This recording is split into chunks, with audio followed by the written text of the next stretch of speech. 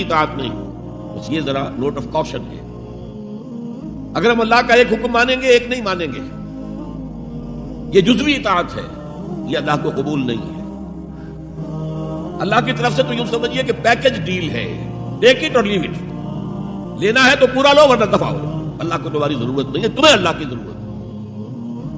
یا ایھا الذین آمنوا ادخلوا فی السلم کافہ، اے ایمان والو اسلام میں داخل ہونا تو پورے کے پورے ادھورے نہیں.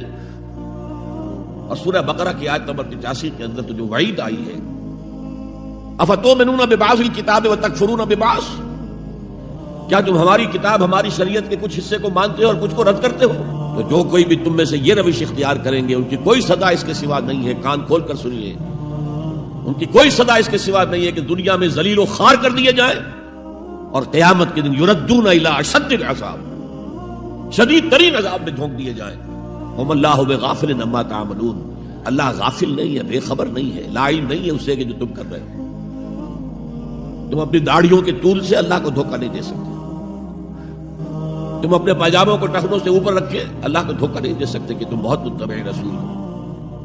تم اپنے عمروں اور حجوں سے اللہ کو دھوکہ نہیں دے سکتے. اللہ کو معلوم ہے کہ حرام کی کمائی سے حج کیا ہے، تم نے حرام کی کمائی سے عمرہ کیا ہے. تو یہ جو جزوی اطاعت ہے کوئی اطاعت نہیں، اللہ کو قبول نہیں.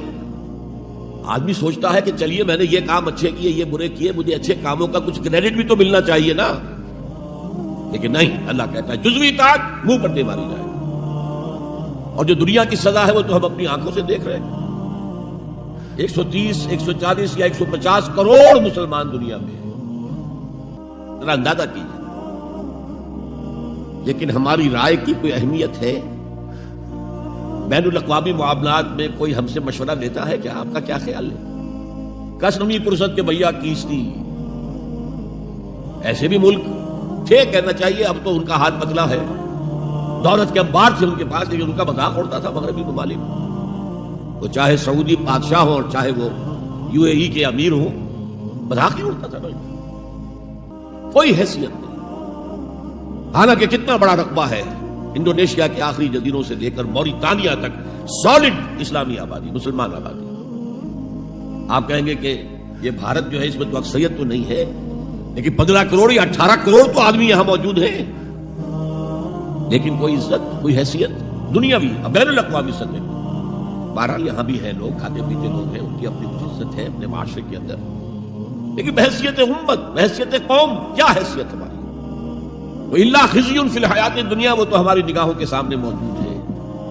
اب قیامت کے دن کے بارے میں جو دھمکی اللہ نے دی ہے، وَيَوْمَ الْقِيَامَةِ يُرَدُّونَ إِلَىٰ أَشَدِّ الْعَذَابِ، قیامت کے دن شدید ترین عذاب میں جھونک دوں گا. اس پر اللہ سے معافی طلب کی جا سکتی ہے، دعا ہی کی جا سکتی ہے، اللہ ہم پر رحم فرمائے. یہ میں نے آپ کے سامنے رکھا ہے فارمولہ، اللہ کی اطاعت جمع اللہ کی محبت.